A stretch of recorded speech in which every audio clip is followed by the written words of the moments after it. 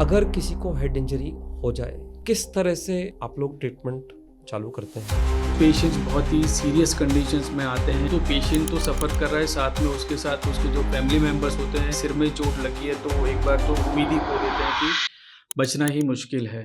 Injury नहीं हो तो बहुत अच्छा है, क्योंकि कुछ पेशेंट्स ऐसे होते हैं कि पता है कि 24 घंटे में ब्रेन डेड हो जाएंगे। कई बार होता है ना कि परेशान हो जाते हैं, बहुत जल्दी पेशेंस लूज़ कर देते हैं, तो वो कंडीशन सबके लिए ख़राब होती है। इंडिया में 30,000 एक्सीडेंट्स यंग जनरेशन में हो रहे हैं। कहता है कि किसी भी कंडीशन में, चाहे रात को 2 बज रहे हों, 3 बज रहे हों, आप इमरजेंसी में डॉक्टर से कॉन्टैक्ट कर सकते हैं। Welcome to another episode of Medicine Unmasked. We covered last time and talked about head injuries, road safety. मैं आप लोगों को फिर याद दिला दूं कि we are celebrating और the road safety week this month in January. It is celebrated every year, and we discussed last time the impact of head injuries, the cause on the effect on the society of it.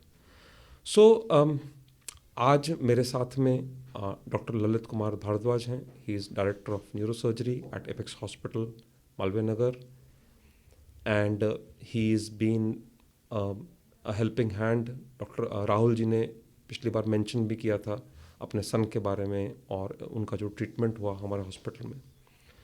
आज मैं जानना चाहूँगा कि हमने hospital के बाहर की बात करी, हेड इंजरी से सेफ्टी की बात करी.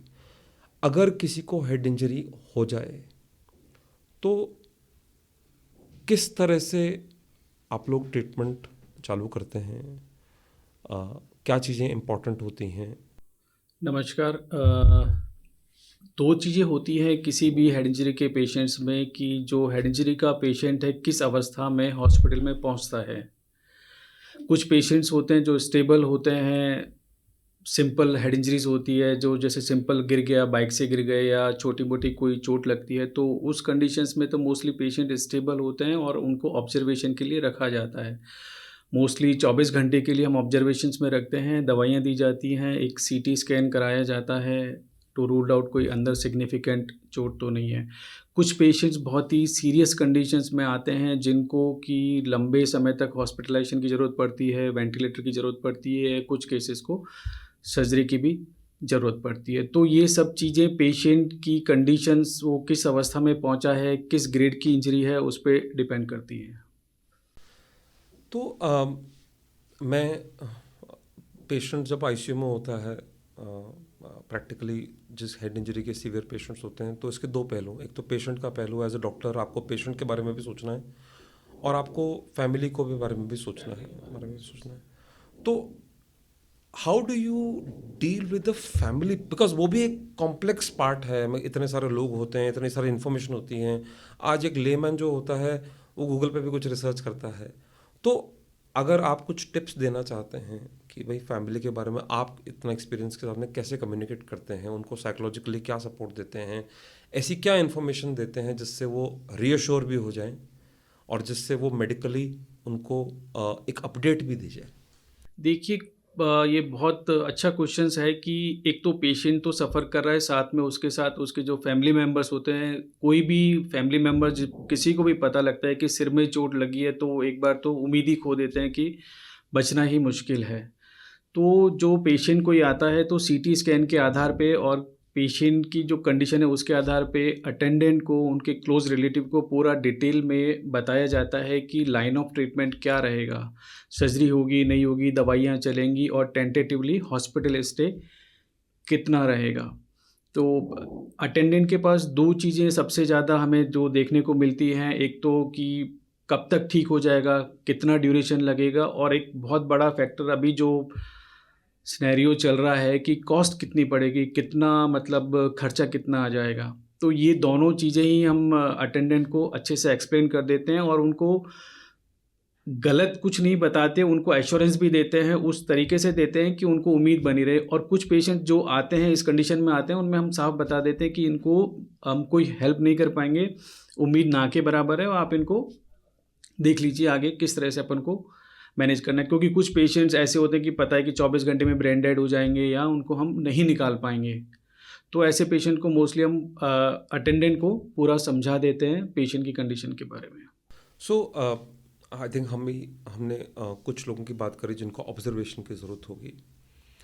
कुछ लोग जो हैं जिन पे हम बहुत ज़्यादा हेल्प नहीं कर सकते, but there is at least 20-30% of population which I think आप लोग हेल्प करते हैं, लंबे समय तक ट्रीट करते हैं। तो पेशेंट की अगर जर्नी देखा जाए कि ऑपरेशन से फिर वेंटिलेटर पे, तो मैंने जो देखा है, मेरा जो अनुभव रहा है, ये एक लंबी जर्नी होती है। कई पेशेंट्स 15-20 दिन, एक महीना हो जाते हैं। And as a human person आपका कुछ कनेक्ट भी बन जाता होगा फैमिली से। डेफिनेटली बनता है फैमिली मेम्बर से, क्योंकि उनकी उम्मीदें हमारे ऊपर ही टिकी रहती हैं। जैसा हम बोलते हैं वो वैसा फॉलो करते हैं। तो इसमें एक फैमिली का सपोर्ट किसी भी चीज़ को सक्सेस करने के लिए, मतलब कोई भी पेशेंट है वो ठीक कितना होगा, रिकवर कर पाएगा, तो एक ये कंबाइंड एफर्ट होता है। डॉक्टर का होता है, नर्सिंग स्टाफ का होता है, हॉस्पिटल का होता है, और साथ में अटेंडेंट का होता है। तो अटेंडेंट अगर कॉन्फिडेंट हैं, वो डेडिकेटेड है अपने काम के लिए, तो मोस्टली पेशेंट्स इस अवस्था में आ जाते हैं कि वो इंडिपेंडेंट हो जाएं। बाकी कितना रिकवर करेंगे नहीं पता, बट अगर अटेंडेंट कई बार होता है ना कि परेशान हो जाते हैं, बहुत जल्दी पेशेंस लूज़ कर देते हैं, तो वो कंडीशन सबके लिए ख़राब होती है। हमारे लिए भी ख़राब होती है, पेशेंट के लिए भी ख़राब होती है, और अल्टीमेटली लॉस जो उनके अटेंडेंट हैं उन्हीं को कई बार फेस करना पड़ जाता है। तो इसमें उम्मीद रखना और डेडिकेशन के साथ जो पेशेंट के साथ लगते हैं। मेरे साथ खुद के साथ 1-2 पेशेंट्स के ऐसे हुए हैं जिनको मैंने बोल दिया था कि ये शायद नहीं बचेगा, इसको आप घर ले जाओ, सेवा कर लो। 2 पेशेंट आज भी मेरे उसमें हैं और वो अभी चल फिर रहे हैं, और ऐसा मतलब क्योंकि उनके अटेंडेंट बहुत ज़्यादा डेडिकेटेड थे, उन्होंने उम्मीद नहीं छोड़ी थी। कई बार ऐसी सिचुएशन भी देखने को आती है। सो एक तो पार्ट हो गया ब्रेन का, एक पार्ट हो गया साइकोलॉजिकल सपोर्ट का। ऑब्वियसली ब्रेन एक बहुत कॉम्प्लेक्स ऑर्गन है, आई थिंक, एंड आप इतने साल से कर देखते हुए हैं। सपोज पेशेंट हॉस्पिटल से घर चला गया, घर पे सपोर्ट चल रहा है, आपको क्या लगता है और क्या सपोर्ट की उनको ज़रूरत होती है? आजकल मैं कई बार देखता हूँ, चाहे वो लकवे के बाद में, हेड इंजरी के बाद में पेशेंट्स को घर पे मैनेज किया जाए, तो घर पे क्या क्या सपोर्ट्स की ज़रूरत पड़ सकती है? उसके लिए साइकोलॉजिकली पेशेंट के रिलेटिव्स कैसे तैयार हों?